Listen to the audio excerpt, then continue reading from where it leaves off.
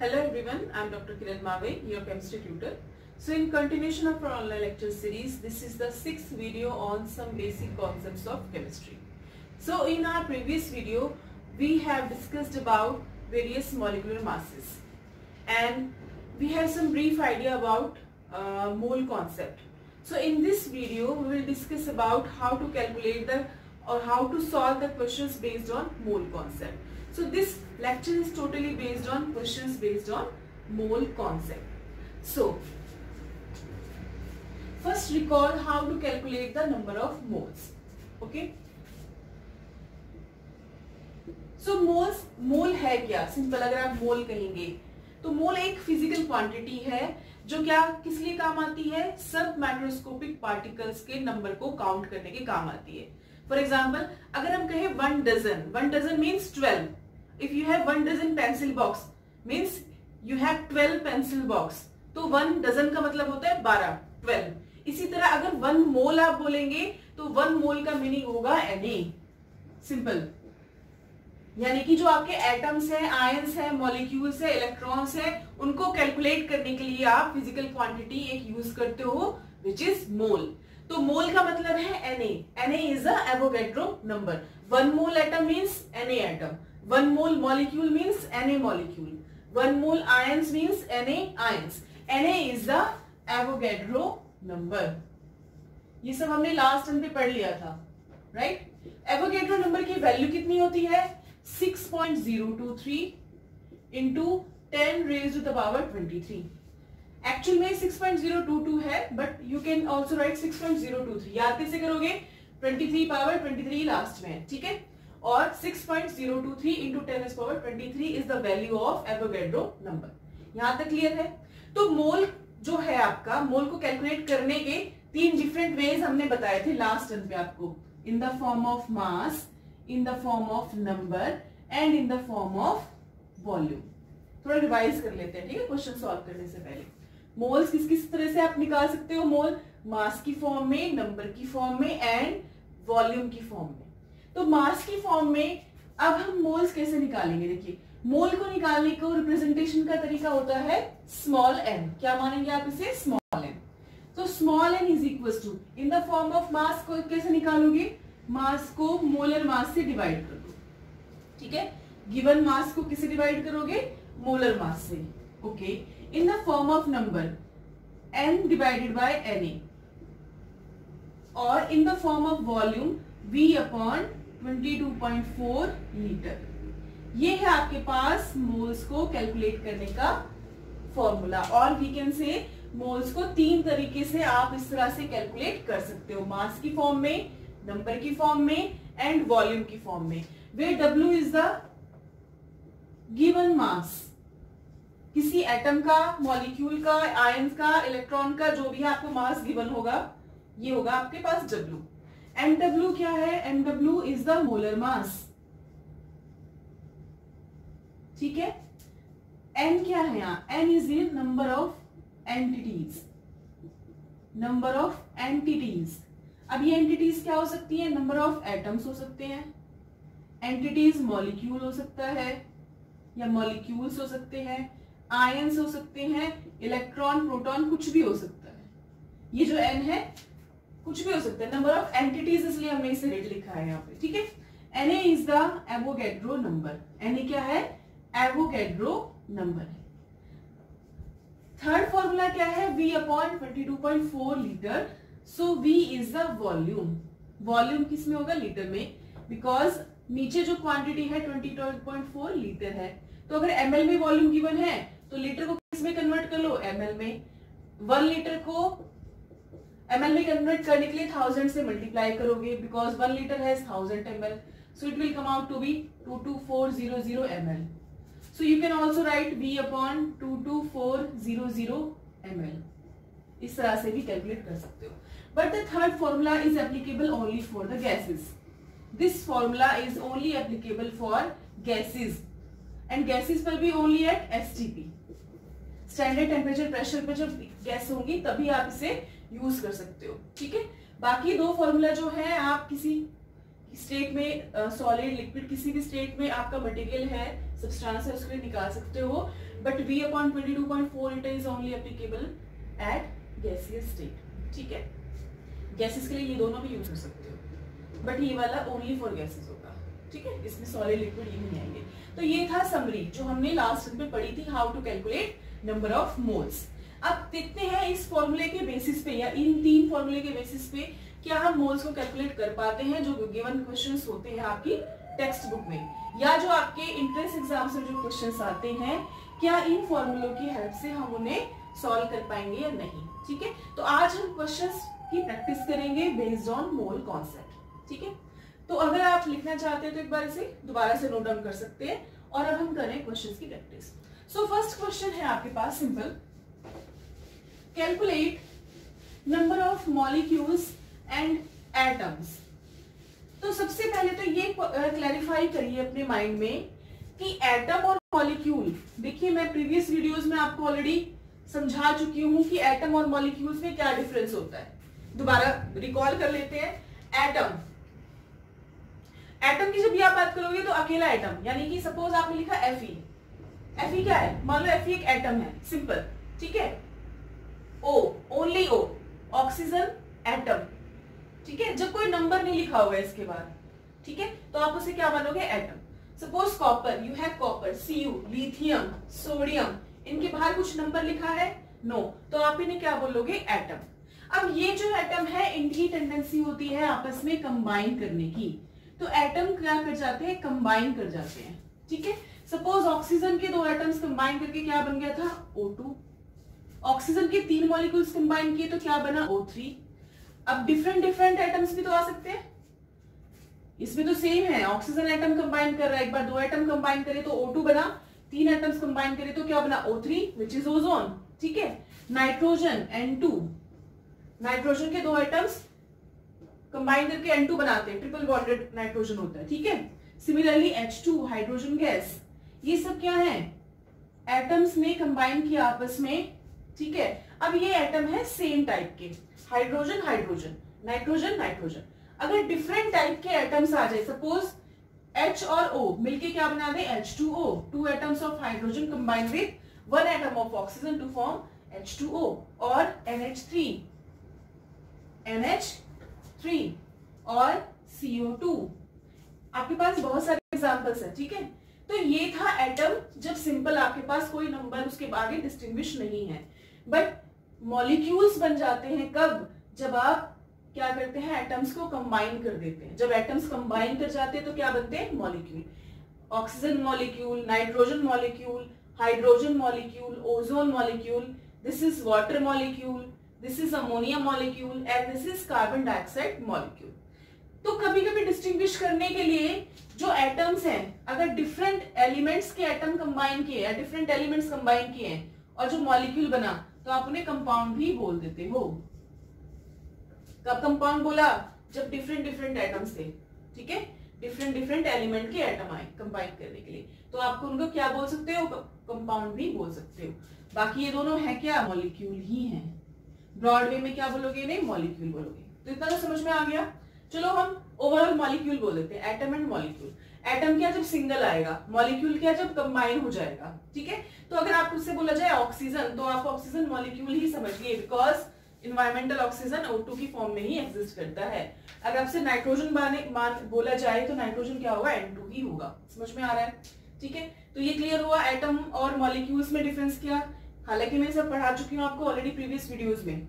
ठीक है, तो अब देखिए एटॉमिसिटी की मैं बता चुकी हूँ। इस क्वेश्चन में ये मैंने क्यों बताया है, बिकॉज इस क्वेश्चन में इस कॉन्सेप्ट की जरूरत पड़ेगी। देखिए इस क्वेश्चन में पूछा गया है, calculate the number of molecules and atoms in 64 gram of sulphur. तो आपके पास सल्फर गिवन है, सल्फर किस फॉर्म में गिवन है, आपके पास S8 की फॉर्म में गिवन है। सल्फर किस फॉर्म में है, S8 की फॉर्म में गिवन है। ठीक है, तो S8 ध्यान से देखिए, ये एटम है मॉलिक्यूल है, yes correct, this is a molecule because 8 sulphur atoms combine to form 1 S8 molecule. जब आप 12th में आएंगे तो आप क्या पढ़ेंगे, पी ब्लॉक एलिमेंट्स पढ़ेंगे, उसमें इसकी स्ट्रक्चर भी पढ़ते हो। ठीक है, क्राउन स्ट्रक्चर होती है। ठीक है, S8 मॉलिक्यूल। अब ये S8 का एक मॉलिक्यूल है, 1 मॉलिक्यूल ऑफ S8 और simple you can say sulphur. इसमें कितने एटम्स यूज हुए सल्फर के? 8 सल्फर एटम, 8 सल्फर एटम्स। समझ में आ गया? तो S8 मॉलिक्यूल है, इस 1 मॉलिक्यूल में 8 सल्फर एटम्स है। तो डिस्टिंग्विश हुआ कि मॉलिक्यूल और एटम में डिफरेंस क्या है। अब उन्होंने गिवन मास क्या है, आपको 64 ग्राम सल्फर दे दिया। आपको कैलकुलेट करना है 64 ग्राम में कितने तो मॉलिक्यूल्स है एंड कितने एटम्स है, किसके? सल्फर के। तो आपको सिंपल क्या करना है, सोल्यूशन लिख दिया हमने ऑलरेडी। तो गिवन क्या है आपके पास? गिवन है मास कितना? 64 ग्राम। किसका मास गिवन है? S8 का मास गिवन है। ठीक है, तो अभी जो मैंने आपको इक्वेशन बताई थी, mole is equals to mass upon molar mass is equals to N upon Na, ये इक्वेशन बताई थी, है ना? Mass upon molar mass equals to N upon Na। तो इस इक्वेशन को यूज कर सकते हैं। तो देखिए एक लेंथी प्रोसीजर क्या है कि पहले इस मास के थ्रू मोल्स निकालो, उस मोल से मॉलिक्यूल निकालो, फिर एटम। इतना करने की जरूरत नहीं है, सीधा इस इक्वेशन को इक्वेट करो, आपके पास सीधा नंबर ऑफ मॉलिक्यूल्स आ जाएगा। अब ध्यान से देखो, आप इस इक्वेशन को यूज कर सकते हो, W upon MW is equal to N upon Na, कर सकते हो ना? ठीक है, अब N क्या है यहाँ? N। अब आप कहोगे ma'am number of entities, very good, number of entities तो बेटा है, लेकिन यहाँ गिवन क्या है आपके पास? S8 गिवन है। S8 एक मॉलिक्यूल है या एटम है? मॉलिक्यूल। तो N क्या होगा? नंबर ऑफ मॉलिक्यूल इस केस में। ठीक है, तो देखिए आपको क्या जरूरत है, मास गिवन है, Na आपको मालूम है, मोलर मास कैलकुलेट कर लेते हैं। मोलर मास किसका निकालना है? S8 का। तो कितने sulphur atom? 8 into 1 sulphur atom का मास होता है 32, तो ये आ गया 25256 gram per mole. This is the molar mass of S8। अब इस इक्वेशन में पुट कर दीजिए, आंसर आ जाएगा। So now you can calculate N which is number of molecule. So mass given is 64 upon molar mass is 256, इसे यहां ले आइए, into Na that is 6.023 into 10 raised to the power 23, and it will come out to be 1.5 into 10 raised to the power 23 around. ठीक है, तो number of molecules आपने calculate कर लिए हैं किसके अंदर? 64 ग्राम सल्फर के अंदर, विच इज S8। अब नेक्स्ट क्वेश्चन का पार्ट क्या है? Also calculate the number of atoms. तो आपको तो पता है, सिंस यूनिटरी मेथड यूज होगा जो लास्ट टाइम पे पढ़ाया था, कि 1 सल्फर एटम 1S8 में 1S8 मॉलिक्यूल के अंदर कितने सल्फर एटम्स है? 8 सल्फर एटम्स। और हमारे पास मॉलिक्यूल कितने हैं? 1.5 into 10 raise to the power 23। तो इसमें कितने होंगे? Simple 8 into 1.5 into 10 raise to the power 23, and it will come out to be around 1.204 into 10 raised to the power 24 atoms of sulfur। समझ में आ गया? बोलिए। ठीक है, दोबारा रिवाइज करा देती हूँ। देखो आपने क्या करना है, number of molecules and number of atoms calculate करने हैं। तो फॉर्मूला जो आपको बताया था आप उसे डायरेक्टली इक्वेट कर सकते हो। No need to calculate first number of moles then number of molecules. You can directly calculate number of molecules from this formula. So just put the values here. So you have mass which is 64 gram, molar mass which comes out to be 256 gram per mole. कैसे निकाला? 8 into 32. 32 is the molar mass of 1 sulfur atom. ठीक है, तो आपके पास आ गया 256 gram per mole here. Na is Avogadro number. You know the value of Na, which is 6.023 into 10 raised to the power 23. बस इसे यहाँ ले जाओ, यहाँ से n निकला। n देखो, इसे कब डिसाइड करोगे कि एटम है या मॉलिक्यूल है? जो गिवन है उसे देखो। गिवन है S8, S8 एक मॉलिक्यूल है, तो n क्या होगा? मॉलिक्यूल। अगर सिंपल मैं S लिख देती, ठीक है, इस क्वेश्चन में सिंपल S लिखा होता, S के बाहर कोई नंबर नहीं है, तो S क्या है? एटम। तो ये क्या बन जाता? एटम। ठीक है, अगर यहाँ मान लो सल्फाइड आया होता है S-2, अब ये आयन है तो ये क्या बन जाता? आयन। तो जो क्वेश्चन में गिवन है, जिसका मास गिवन है, ये जिसके मोल्स गिवन है, ये वही बन जाता है, इसलिए लिखा है एंटिटीज। ठीक है, इसलिए एंटिटीज मेंशन है। तो यहाँ से आपके पास मॉलिक्यूल आ गए। 1 मॉलिक्यूल में 8 एटम्स हैं, ठीक है, तो 1.5 इंटू 10 पावर 23 में कितने होंगे, आप मल्टीप्लाई कर दो, सीधा आंसर आ जाएगा आपके पास। ठीक है, तो इस टाइप से आप क्वेश्चन सॉल्व कर सकते हो। लास्ट टाइम पे भी क्वेश्चन सॉल्व कराया था, समझ में आ गया। अब एक स्पेशल केस है किसका, आयनिक कंपाउंड्स का। ठीक है, स्पेशल केस है आयनिक कंपाउंड्स का, उसको थोड़ा सा ध्यान से देख लेते हैं। एक क्वेश्चन करेंगे फिर वो सॉल्व हो जाएगा इजीली। देखो, आयनिक कंपाउंड्स, किसी आयनिक कंपाउंड का नाम बताओ। जैसे कि सॉल्ट आपके आयनिक कंपाउंड्स होते हैं, तो सिंपल सॉल्ट कौन सा, table salt, which is NaCl, है ना। तो अब आप क्या कर रहे हो, आयनिक कंपाउंड्स के बारे में पढ़ने वाले हो। देखो बेटा, NaCl is sodium chloride, salt है। ठीक है, और कोई सॉल्ट बताओ, BaCl2 और Ca3PO4 का होल ट्वाइस। ठीक है, और कोई सॉल्ट, इस तरह से बहुत सारे सॉल्ट बन जाएंगे। इन तीन के थ्रू ही मैं आपको समझा दूंगी, क्लियर हो जाएगा। ठीक है, तो ये तीनों क्या है, सॉल्ट है। तो जो सॉल्ट या आप कह सकते हो आयनिक कंपाउंड्स है, एक्चुअल में वो ट्रू मॉलिक्यूलर सॉलिड्स नहीं होते हैं। ठीक है, तो आप इनका मॉलिक्यूलर मास या मोलर मास नहीं निकालते हो, आप फॉर्मूला मास निकालते हो। ठीक है, आई थिंक मैं पहले भी बताया था, आयनिक कंपाउंड के केस में आप मॉलिक्यूलर मास नहीं लिखते, क्या बोलते हो, फॉर्मूला मास बोलते हो। जो फॉर्मूला दिखाई दे रहा है ना आपको सिंपल, उसी का मास निकालते हो। सपोज NaCl का जो फॉर्मूला है उसमें क्या है, एक सोडियम एटम है, एक क्लोरीन एटम है ना। आयन से तो बाद में टूटेगा, पहले अभी देख लेते हैं। तो आपको सिंपल सोडियम का मास ऐड करना है, क्लोरीन का मास ऐड करना है। सोडियम का कितना 23, क्लोरीन का कितना 35.5, तो it will come out to be 58.5 formula मास।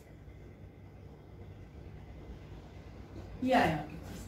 तो आयनिक कंपाउंड्स का आप क्या निकालते हो, फॉर्मूला मास निकालते हो। ठीक है, ये तो सिंपल, ये तो आपको पता था पहले से ही। अब देखिए, ये जो आयनिक कंपाउंड्स हैं, ये सोल्यूशन में जाने के बाद, सॉलिड में तो ऐसा एग्जिस्ट करेंगे, बट इन सोल्यूशन स्टेट ये अपने कॉरेस्पॉन्डिंग आयंस में ब्रेक हो जाते हैं। ठीक है, जैसे कि सोडियम क्लोराइड आपने लिया, तो जब सोल्यूशन में जाएगा तो किसमें ब्रेक हो जाएगा, सोडियम आयन और क्लोराइड आयन। ठीक है, तो हम इसे लिखेंगे सिंपल, ध्यान से समझना, इजी है। आपने लिखा NaCl, तो ये कैसे ब्रेक हुआ, Na+ और Cl-, है ना। सोडियम क्लोराइड सोडियम आयन और क्लोराइड आयन में ब्रेक हो चुका है इन सोल्यूशन। ठीक है, अब मानो एक और सॉल्ट लिखा Na2CO3, this is sodium chloride and this is sodium carbonate. CO3 is the carbonate, CO3-2 carbonate ion. ठीक है, तो ये कैसे ब्रेक होगा, देखो कितने सोडियम दिख रहे हैं अब आपको यहाँ Na2 में, 2 सोडियम, तो 2Na+ और CO3 कितना है, CO3 एक ही है ना, 1CO3-2। ठीक है, इस तरह से ब्रेक हुआ। Similarly if you break BaCl2, ये कैसे आयनाइज होगा, बेरियम, बेरियम पे कितना चार्ज होता है, +2, और कितने क्लोराइड आयन है, 2, तो 2Cl-। ठीक है, जिन बच्चों को चार्ज लगाना नहीं आता पहले तो सीख लीजिए, एल्कली मेटल जो होते हैं उन पे +1 चार्ज होता है, एल्कलाइन अर्थ मेटल पे +2। जब आप ऐसे लोग पढ़ेंगे तो और क्लियर हो जाएगा। वैसे आप क्या करते थे छोटी क्लासेस में, क्रॉस मल्टीप्लाई है ना, कि इसका जो नंबर है ये इस पे चार्ज होता है, इसका जो नंबर है ये इस पे चार्ज होता है, इस टाइप से करते थे। तो 2 है तो बेरियम पे कितना चार्ज, +2, बेरियम के आगे नंबर कितना है 1, तो क्लोरीन पे कितना चार्ज, -1, तो क्लोराइड आयन बन गया। ठीक है, इस टाइप से ये ब्रेक हुआ। तो ध्यान से देखिए, एक और केस लिख लेते हैं, Ca3PO4 का होल ट्वाइस। ठीक है, कितने कैल्शियम आयन है, 3Ca+2, फॉस्फेट आयन कितने हैं, 2PO4-3। बेटा ध्यान से देखो, जब ये सोडियम क्लोराइड सॉल्यूशन में ब्रेक हुआ तो कितने सोडियम आयन मिले, 1, कितने क्लोरीन आयन मिले, 1, तो 1 सोडियम क्लोराइड कितने सोडियम आयन दे रहा है, 1, और कितने क्लोराइड आयन देना है, 1। तो अगर मैं लिखूं 1 मोल सोडियम क्लोराइड, ये कितना देगा, 1 मोल सोडियम आयन देगा, और 1 मोल ही क्या देगा, क्लोराइड आयन। ठीक है, अब ये मत सोचना आधा आधा मिल जाएगा, कुछ बच्चे क्या सोचते हैं ये 1 मोल है, ब्रेक होने के बाद हाफ हाफ मिलेगा, हाफ हाफ नहीं मिलता बेटा, सीधा मिलता है, रिएक्शन है, केमिकल रिएक्शन बैलेंस होके चलती है। इसके आगे 1 है, इसके आगे 1, तो ये भी कितना बना, 1, और इससे भी कितना बना 1। तो 1 मोल NaCl ने कितने मोल Na दिया 1 मोल Na प्लस, और कितने मोल Cl माइनस दिया 1 मोल Cl minus. Similarly 1 molecule of Na2CO3, अब बैकग्राउंड नॉइज को प्लीज थोड़ा इग्नोर कीजिए। 1 मॉलिक्यूल ऑफ Na2CO3 कितना Na दे रहा है Na प्लस 2, और कितना कार्बोनेट दे रहा है 1। तो आप इसे सिंपल ऐसे लिख सकते हैं ना कि 1 मोल Na2CO3 will give 2 moles of Na plus ion and 1 mole of carbonate ion. Similarly, 1 mole of BaCl2 will give 1 mole of barium ion and 2 moles of chloride ion. And here 1 mole of calcium phosphate will give 3 moles of calcium ion and 2 moles of phosphate ion. Clear हुआ? तो ये सब मैंने क्यों बताया कि कई बार question given होगा, आपको कोई सॉल्ट गिवन होगा, कैल्शियम फॉस्फेट दे देगा, सोडियम कार्बोनेट या कोई भी सॉल्ट दे देगा, ठीक है, क्वेश्चन में जो पूछा जाएगा, और आपसे moles निकलवाएंगे।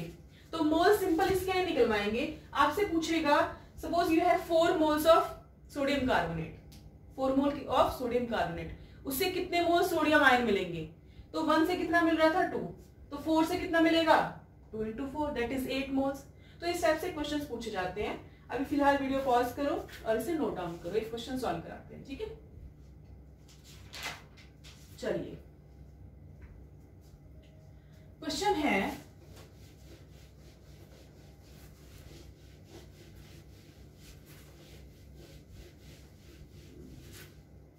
Question is calculate the number of atoms of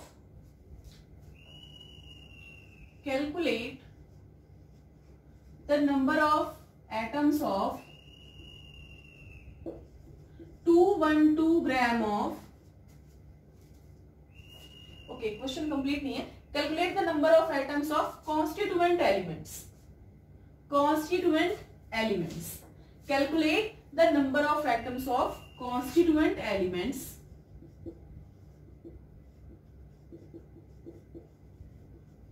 of 212 gram of Na2CO3। ये क्वेश्चन है, ठीक है। पहले क्वेश्चन पढ़ो, समझ में आया आप लोगों को? क्वेश्चन में क्या कह रहा है कि Na2CO3 के कॉन्स्टिट्यूएंट एलिमेंट के एटम्स बताओ कितने होंगे, कितने में 212 ग्राम, 212 ग्राम। तो आपको सोल्यूशन देखो, पहले क्या लिखते हैं, गिवन क्या है, गिवन मास गिवन है किसका 212 ग्राम, किसका Na2CO3 आयनिक कंपाउंड है, ठीक है। सोडियम कार्बोनेट अभी भी बताया था आयनिक कंपाउंड है, और पूछा क्या है नंबर ऑफ एटम्स किसके कॉन्स्टिट्यूएंट एलिमेंट, यानी कि कॉन्स्टिट्यूएंट का मतलब होता है जिनसे मिलके वो बना हो। Na2CO3 को कौन कौन बना रहा है, सोडियम एटम, कार्बन और ऑक्सीजन। सोडियम के कितने एटम्स आए 2, कार्बन के कितने एटम आया 1, और ऑक्सीजन के कितने हैं 3, ठीक है। इसने एटम पूछा, आयंस नहीं पूछा है, ध्यान से देखना। कॉन्स्टेंट एलिमेंट्स के कितने एटम्स हैं, इसमें 212 ग्राम में। तो हमारे पास सिंपल फॉर्मूला है, यानी कि पहले तो मुझे पता होना चाहिए कि 212 ग्राम ऑफ सोडियम कार्बोनेट के अंदर टोटल मॉलिक्यूल्स कितने आएंगे कार्बोनेट के। तो 1 molecule of sodium carbonate, 2 atoms of ion sodium देगा, 1 एटम ऑफ कार्बन देगा एंड 3 एटम्स ऑफ ऑक्सीजन देगा। इतना तो क्लियर है, क्योंकि Na2 कितना है Na2, कार्बन कितना है 1, ऑक्सीजन कितना है 3। तो 1 मॉलिक्यूल ऑफ Na2CO3 में इतने नंबर ऑफ एटम्स होते हैं कॉन्स्टिट्यूएंट एलिमेंट के। अब ये हमसे इन्हीं नंबर का पूछ रहा है, इन्हीं एटम्स का नंबर पूछ रहा है, ठीक है। और गिवन क्या है 212 ग्राम। तो सिंपल क्या करेंगे, हम इस गिवन मास से Na2CO3 का मॉलिक्यूल्स निकालेंगे कितना है। तो हमारे पास फॉर्मूला गिवन है, ठीक है, क्या mass upon molar mass is equal to N upon Na, ये हमारे पास फॉर्मूला है, ठीक है। तो mass upon molar mass N upon Na, mass कितना गिवन है 212, किसका Na2CO3 का। Na क्या है Avogadro number, MW is formula mass. Formula mass निकाल लें किसका, Na2CO3 का।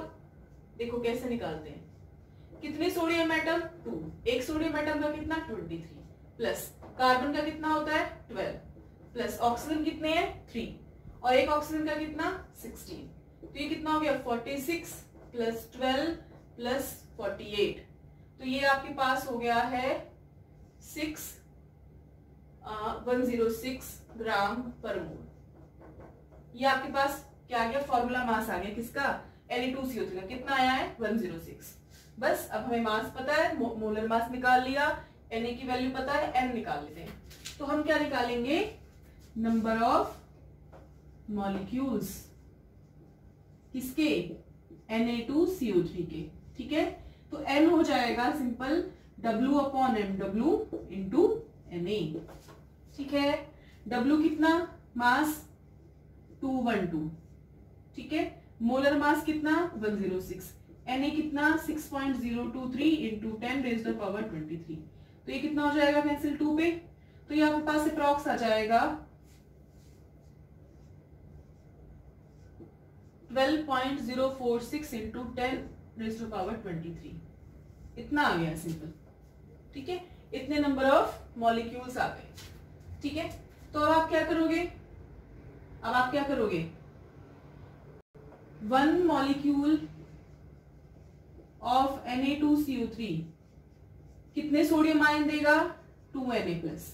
तो अभी आपके पास है कितने 12.046 इंटू 10⁻23 Na2CO3 है, तो इसमें कितने सोडियम आयन होंगे, सिंपल 12 इंटू 12.046 इंटू 10⁻23, इतने सोडियम आयंस हो जाएंगे आपके पास। समझ में आया। ठीक है, इसको सॉल्व कर लेना, अराउंड अप्रॉक्स देती हूँ 24 इंटू 10⁻23। ठीक है, सेकेंड क्वेश्चन जो आपके पास है, सेकेंड जो है कौन सा कांस्टेंट एलिमेंट है, कार्बन। तो जब वन मॉलिक्यूल था Na2CO3 का, तो कितने कार्बन एटम मिले, 1 कार्बन एटम। अब कितने मॉलिक्यूल्स हैं 12.046 इंटू 10⁻23, तो कार्बन एटम भी कितने मिलेंगे 12.046 इंटू 10⁻23। देखो 1:1 का रेशियो है, तो ये 12 इंटू 10⁻23, ये भी इतना। सिमिलरली ऑक्सीजन एटम्स निकाल लेते हैं यहां से, ऑक्सीजन एटम्स। तो जब वन मॉलिक्यूल था NO2CO3 का, it will give 3 oxygen atom. तो 12 इंटू 046 12.046 इंटू 10⁻23 कितना देगा 3 इंटू 12.046 इंटू 10⁻23, और आप यहां से इसे कैलकुलेट कर सकते हो। क्लियर है बच्चे, इस तरह से आप इस टाइप के क्वेश्चंस को सॉल्व कर सकते हो। ठीक है, दूसरा तरीका क्या था कि सिंपल हो जाएगा, ठीक है, बट वो लेंथी होता है, ये सिंपलेस्ट है। तो दोबारा रिपीट कर रही हूं, आपसे पूछा है कांस्टेंट एलिमेंट के एटम्स निकालने के बारे में, तो आपने क्या किया, मास गिवन है, यहां से मॉलिक्यूल्स निकालिए Na2CO3 के। One molecule of Na2CO3 has 2 sodium atom, 1 carbon atom and 3 oxygen atom. इस तरह से आप कॉरेस्पॉन्डिंग एटम्स को निकाल सकते हो। और अगर कोई और क्वेश्चन गिवन है, सपोज कोई कॉम्प्लेक्स मॉलिक्यूल गिवन है, मान लो सपोज इथेनॉल गिवन है, सपोज C2H5OH, ठीक है, इथेनॉल में पूछ ले कि आपके पास 1 मॉलिक्यूल ऑफ इथेनॉल है, कितने कार्बन एटम देगा 2 कार्बन एटम, कितने हाइड्रोजन 6 हाइड्रोजन, और कितना ऑक्सीजन 1 ऑक्सीजन। इस टाइप से आप चाहे नंबर पूछे, चाहे मास पूछे, चाहे मॉलिक्यूल्स पूछे, कुछ भी निकाल सकते हो। ठीक है, इसे पॉज करके नोट डाउन कर लीजिए।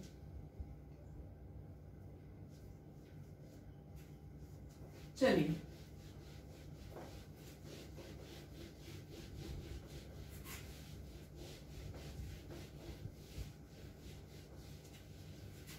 तो आपने मास और नंबर तो यूज कर लिया है काफी। अब एक सिंपल क्वेश्चन करा देते हैं, किसका, गैसेस का। तो गैसेस है कैलकुलेट द मास ऑफ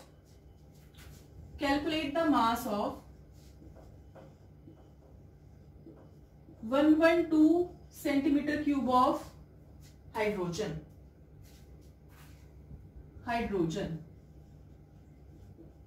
ठीक है, अब हाइड्रोजन गैस दे रखी है, हाइड्रोजन गैस तो H2 होती है ना, हाइड्रोजन गैस H2 होती है। तो आपके पास गिवन क्या है, अब हाइड्रोजन गैस है, ठीक है, उसका मास पूछा है और वॉल्यूम दे रखा है। देखो बेटा ये वॉल्यूम है, सॉल्यूशन लिखते हैं अब इसका।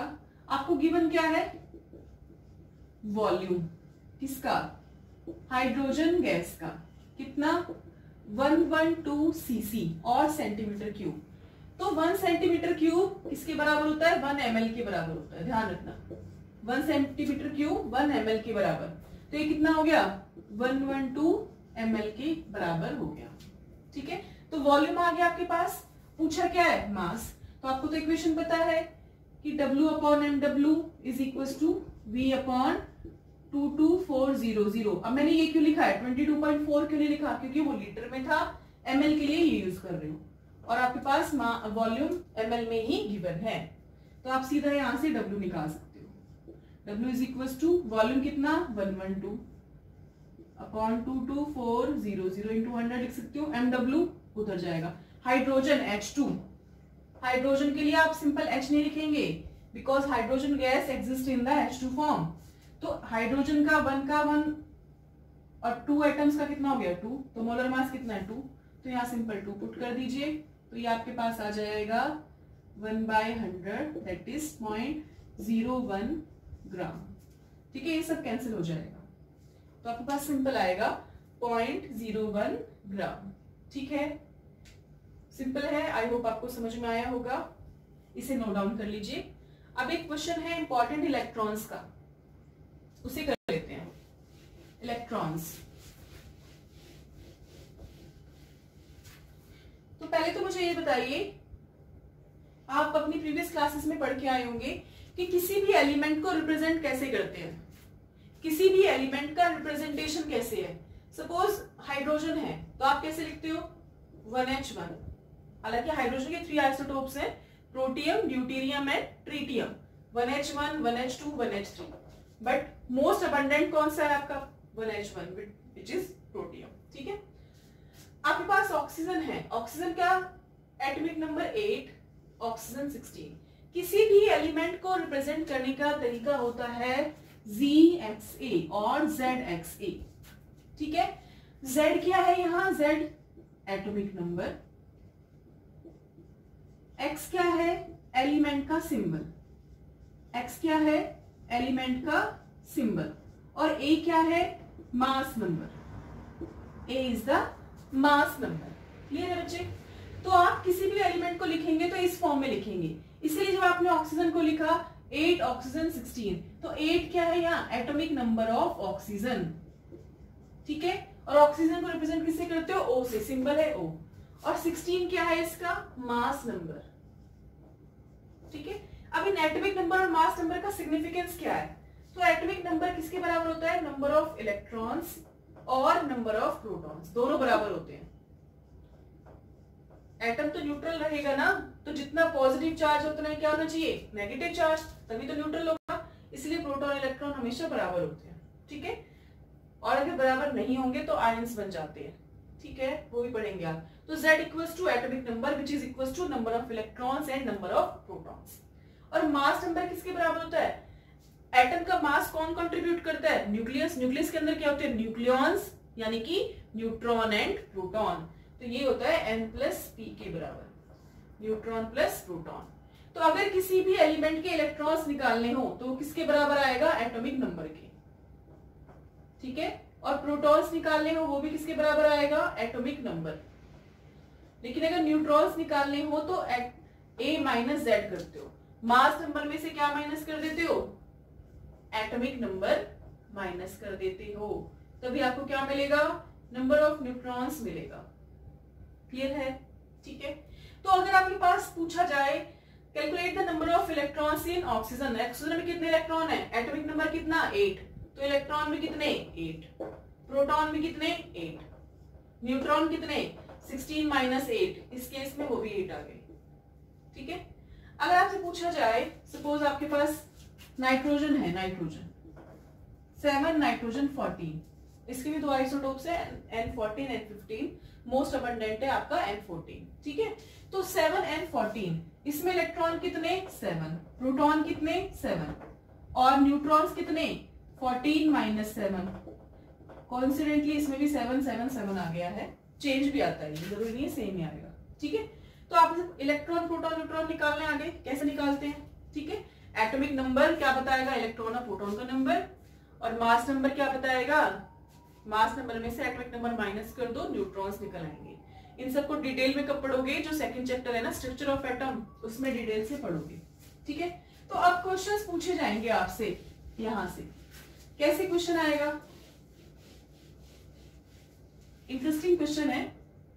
देखिए, calculate the total number of electrons present in 1.4 gram of nitrogen gas.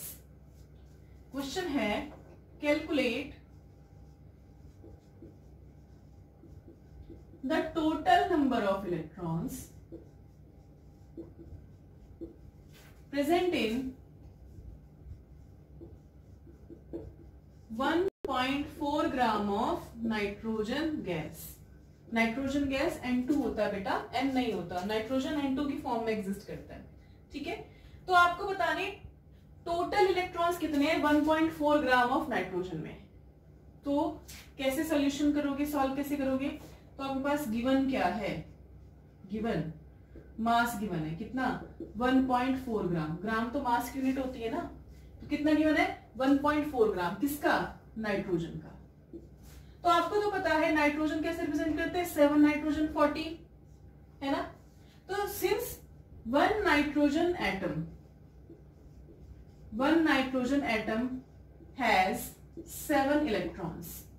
ठीक है, तो वन नाइट्रोजन मॉलिक्यूल में कितने इलेक्ट्रॉन्स है, 14 इलेक्ट्रॉन्स। ये तो सिंपल था, लेकिन आपसे सिंपल वन नाइट्रोजन मॉलिक्यूल नहीं पूछा, 1.4 ग्राम नाइट्रोजन दे रखा है, गिवन है, और पूछा है कितने इलेक्ट्रॉन्स है। तो आपको आइडिया है क्या निकालना है, पहले मॉलिक्यूल्स निकाल लो और फिर कैलकुलेट करोगे। तो मास और मॉलिक्यूल में कोई रिलेशन है, yes, W/mW is equal to N/Na। ठीक है, ये रिलेशन है मास और नंबर में। तो आपको मास गिवन है, नंबर निकालना है। अब नंबर किसका निकलेगा, मॉलिक्यूल्स का निकलेगा, क्योंकि मास भी किसका गिवन है, मॉलिक्यूल का। So N is equal to mass कितना 1.4 अपॉन मोलर मास नाइट्रोजन का 1 का 14, N2 है तो 2 का कितना हो जाएगा 28 into Na that is 6.023 into 10⁻23। इसे कैलकुलेट करो, ये कैलकुलेट किया अराउंड इतना आ गया, अराउंड मान लेते हैं। ठीक है, और एक 0 से एक 0 कैंसिल, तो ये आपके पास आ गई number of molecules around 3.0 into 10⁻22 molecules आ गए, किसके, नाइट्रोजन के। ठीक है, अब आपको जो पता है since one nitrogen molecule has 14 electrons, एक मॉलिक्यूल में कितने इलेक्ट्रॉन 14, तो इतने में कितने होंगे 3.0 इंटू 10⁻23 22 मॉलिक्यूल्स में कितने इलेक्ट्रॉन होंगे, सिंपल 14 इंटू 3.0 इंटू 10⁻22। तो यहां से आप क्या कर सकते हो, इलेक्ट्रॉन्स का नंबर कैलकुलेट कर सकते हो, which will come out to be around 42 मैं एग्जैक्ट वैल्यू लिख रही हूँ, ये आएगा क्योंकि 3.0 समथिंग था ना, तो ये आ जाएगा अप्रॉक्स 42 इंटू 10⁻22 इलेक्ट्रॉन्स। समझ में आ गया, इस टाइप से आप क्वेश्चन सॉल्व कर सकते हो। ये भी इजी है बेटा, लेकिन आपको अगर इलेक्ट्रॉन कैलकुलेट करने नहीं आते तो थोड़ा टिपिकल लग रहा होगा, वरना टफ नहीं है। आपको इलेक्ट्रॉन्स काउंट, मैंने देखो क्या कर रही हूँ, मैं जितनी भी वैरायटी बनती है क्वेश्चंस की on the basis of mole concept, मैं एक एक एग्जांपल लेके सारा कवर करने की कोशिश कर रही हूँ। ठीक है, तो आपने आयंस देख लिए, आयंस पूछ सकते हैं, एटम पूछ सकता है, और क्या पूछ सकते हैं, इलेक्ट्रॉन्स पूछ सकते हैं, गैसेस की फॉर्म में पूछ सकते हैं, तो आपने सारे कवर कर लिए हैं। ठीक है, आपको पता है एक नाइट्रोजन मॉलिक्यूल में 14 इलेक्ट्रॉन होते हैं, आपने भी बताया था कैसे निकालते हैं। ठीक है, तो आप टोटल मॉलिक्यूल्स निकाल लो कि 1.4 ग्राम में कितने मॉलिक्यूल्स बनेंगे। अब उनको बता देना, जब वन मॉलिक्यूल में 14 है तो 2 में कितने, 2 इंटू 14, 3 में कितने, 3 इंटू 14, और हमारे पास आया कितना है 3 इंटू 10 की रेज़ टू पावर 22, उसको सीधा 14 से मल्टीप्लाई करो तो इतना आपका अप्रॉक्स आंसर आ जाएगा। तो इसे नोट डाउन करो। ठीक है, वीडियो पॉज करके। अब आपके पास नेक्स्ट वैरायटी क्या बनती है क्वेश्चंस की, चलिए एक नोट लिख लो, अभी थोड़ा रुको, एक नोट लिख लेते हैं। किसी किसी क्वेश्चन में आपको दिया होगा ग्राम एटम, ग्राम एटम या ग्राम मॉलिक्यूल या फिर ग्राम आयन, अगर ये एक साथ लिखा जाए ग्राम एटम, ग्राम मॉलिक्यूल और ग्राम आयन, तो इनसे घबराने की जरूरत नहीं है। ग्राम एटम मतलब मोल्स के बारे में पूछा है, कितने मोल एटम है, यानी कि मोल एटम। ग्राम मॉलिक्यूल मतलब कितने मोल मॉलिक्यूल्स या मोल्स के बारे में बात कर रहा है। और ग्राम आयन भी क्या होता है, mole of ion, simple mole, ये मोल्स ही होते हैं, घबराने की जरूरत नहीं है इनसे, ठीक है। तो नोट डाउन कर लो। अब एक स्पेशल केस आता है वाटर का।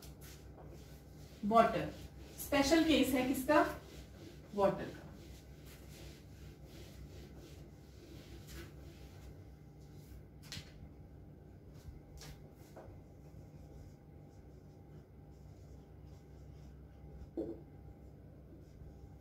वाटर तो है ही स्पेशल, है ना, बहुत स्पेशल रोल प्ले करता है हमारी लाइफ में वाटर, ठीक है।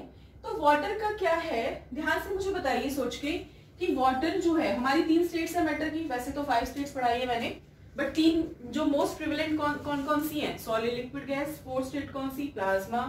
5th कौन सी, BEC, that is Bose Einstein condensate. ये 5 स्टेट्स पढ़ाई है मैंने। मोस्ट प्रिवेलेंट कौन सी होती है, 3, सॉलिड, लिक्विड, गैस। तो वाटर जो है तीनों स्टेट्स में एग्जिस्ट करता है, सॉलिड भी, लिक्विड भी और गैस भी, है ना। सॉलिड यानी कि जब आइस होता है सॉलिड हो जाता है। लिक्विड जो आप ड्रिंकिंग वाटर जो होता है, पॉन्ड वाटर, जो भी टैप वाटर, जो भी है, सब क्या है, वाटर है लिक्विड स्टेट में। और जब वाटर को हीट करते हो तो वाटर के वेपर्स बन जाते हैं, दैट इज गैसियस स्टेट, ठीक है। तो क्या वाटर के वेपर्स और को आप गैस बोलते हो, वाटर के वेपर्स को आप गैस बोल सकते हो। तो हमारे पास अगर आप इसे गैस बोलते हो तो मोल्स निकालने के जो 3 तरीके थे, मास upon molar mass, N upon Na and V upon 22.4 litre, ये था, ठीक है। तो ये जो 3rd फेज है विच इज गैस फेज और विच इज वेपर फेज, तो क्या उसके लिए ये फॉर्मूला एप्लीकेबल होगा अगर आप वाटर को गैस मानते हो तो आंसर है नो। क्यों, देखिए वाटर जो है आपका, ये आपका क्या है, वाटर है, ठीक है। रूम टेम्परेचर पे ये वाटर क्या है आपका, रूम टेम्परेचर चलिए 25 डिग्री सेल्सियस माना जाता है जब क्वेश्चन सॉल्व करते हो। मान लो अभी रूम टेम्परेचर है, अभी वाटर कैसा है आपका, लिक्विड स्टेट में है ना, किस स्टेट में है, लिक्विड। अब आप इसे हीट कर दो, बर्नर लगा दिया मैंने हीट करने के लिए, क्लोज लिड कर दो, ढक्कन लगा दो इसका, तो वाटर क्या होगा, वेपर्स बनेंगे, स्टीम बनेगी, है ना, स्टीम बनती है ना, वाटर के वेपर्स बने, तो स्टीम बना, यानी कि वाटर की स्टेट में आ गया, गैसीय स्टेट में आ गया, क्या है ये, स्टीम है। तो स्टीम है, अब आप कहोगे तो गैसीय स्टेट में, तो इसे गैस मानोगे और ये वाला फॉर्मूला अप्लाई कर सकते हो। तो आंसर है, अच्छा किसी गैस का नाम बताओ मुझे जो आप जानते हो। Oxygen, very good. कौन सी गैस है, ऑक्सीजन और nitrogen, very good. Air is a mixture of oxygen, nitrogen and CO2, ठीक है, अलग अलग रेशियो में। तो ऑक्सीजन गैस रूम टेम्परेचर पे कैसी होती है, गैस होती है, ठीक है। नाइट्रोजन गैस रूम टेम्परेचर पे कैसा होता है, गैस होता है। CO2 भी कैसा होता है, गैस होता है। तो गैस आप किनको कहोगे, गैसियस एलिमेंट, गैसियस सब्सटेंस किसे कहोगे, जो रूम टेम्परेचर पे भी गैसेस हो। लेकिन रूम टेम्परेचर पे वाटर क्या था, लिक्विड था, हीट करने पे स्टीम बना है, वो हीट करने पे गैस स्टेट में गया, तो ट्रू गैस तो नहीं हुआ। ट्रू गैस तो कौन हुआ, जो रूम टेम्परेचर पे भी गैस रही। तो रूम टेम्परेचर पे जो गैस होगा वही एक्चुअल गैस माना जाएगा, वाटर को आप एक्चुअल गैस नहीं मानेंगे, इसीलिए ये वाली इक्वेशन एप्लीकेबल नहीं है फॉर वाटर। तो क्या करोगे, तो अब आपको क्या करना है, इन्हीं दोनों इक्वेशन से क्वेश्चन सॉल्व करने हैं। लेकिन एक बहुत मजेदार चीज क्या है, देखो लिख लेना है, सबको नोट डाउन कर लेना, ठीक है। एक क्वेश्चन करते हैं, फिर मैं आपको बता दूंगी। देखो आपसे पूछा जाए, calculate the moles of, calculate the moles of 1 litre of water. 1 litre water में मोल्स निकालो। अब लीटर देखते ही बच्चे सबसे पहले फॉर्मूला लगाएंगे कि मुझे तो आता है लीटर में कैसे निकालते हैं, क्या करूं, 22.4 को V को 22.4 से डिवाइड कर दो और मोल्स निकल जाएंगे। बेटा वाटर है, ये नहीं लगाना तो फिर दिक्कत। अब लीटर में मोल्स का तो कोई और रिलेशन है नहीं, तो देखो, लेकिन हमारे पास एक चीज हमें पता है, डेंसिटी। डेंसिटी एक वर्ड आता है ना, बचपन से पढ़ते आ रहे हो डेंसिटी। डेंसिटी क्या होती है? मास अपॉन वॉल्यूम, मास अपॉन वॉल्यूम। और वाटर की डेंसिटी कितनी होती है? 1 ग्राम पर ml। कितनी होती है? 1 ग्राम पर ml। ठीक है, और ml को आप क्या लिख सकते हो? cc। तो 1 ग्राम पर cc ये होती है। ठीक है, दैट इज डेंसिटी कितनी आ गई? 1 is equal to mass upon volume. जब ये 1 है तो मास और वॉल्यूम क्या हो जाएगा? बराबर। तो मास बराबर किसके आ गया? वॉल्यूम के। यानी कि जितना वॉल्यूम है उतना ही आप क्या मानोगे? मास। यानी कि 1 ml किसके बराबर आ गया? 1 ग्राम के। 1 cc किसके बराबर आ गया? 1 ग्राम के। ठीक है, अब आप जितना ml ले सकते हो उतना ही क्या ले सकते हो? ग्राम। दैट इज वॉल्यूम और मास दोनों बराबर आ गए। Only for water. कुछ और डेंसिटी होती ना, 2, 3 या कोई भी और 1.3 या 1.4, तो आप इक्वल नहीं मानते, क्योंकि 1 आया है इसलिए इक्वल मान रहे हो। क्लियर है? ठीक है, अब देखो क्वेश्चन में क्या गिवन है? 1 लीटर वाटर। वॉल्यूम गिवन है कितना? 1 लीटर, यानी कि 1000 ml लिख सकते हो। अब 1000 ml को और क्या मानते हो आप? 1000 ग्राम। तो वाटर का मास कितना आ गया? 1 लीटर का 1000 ग्राम। अब तो सारा खेल खत्म, यानी कि मास पता है तो मोल्स तो निकाल ही सकते हो। मोल्स कैसे निकालते हो? मास अपॉन मोलर मास। मास कितना? 1000। मोलर मास वाटर का कितना? H2O। कितने हाइड्रोजन? 2। एक का 1, तो 2 हाइड्रोजन के कितना? 2 प्लस 16। मोलर मास कितना आया हाइड्रोजन का? सॉरी H2O का? 18। तो 1000 अपॉन 18 इक्वल्स टू 55.5 मोल्स। तो 1 लीटर वाटर में कितने मोल्स आए? 55.5। तो हमेशा याद रखना, वाटर के केस में जितना वॉल्यूम गिवन है उसको एज सच मास मान सकते हो। ठीक है, वाटर के केस में जितना वॉल्यूम गिवन है उसको एज सच क्या मान सकते हो? मास। और ये मोस्ट इंपॉर्टेंट क्वेश्चन है, 5 स्टार बना लीजिए इस पे। मोस्ट इंपॉर्टेंट, कई बार सीधा उठ के पूछा जाता है, नीट में बहुत पूछा गया है कि simple calculate the number of moles. आगे आप मोलैरिटी पढ़ोगे, सीधा पूछा जाता है, यहीं से क्वेश्चन सीधा बन जाता है। तो इजी है ना? ठीक है, पॉज करो, नोट डाउन कर लो इसे।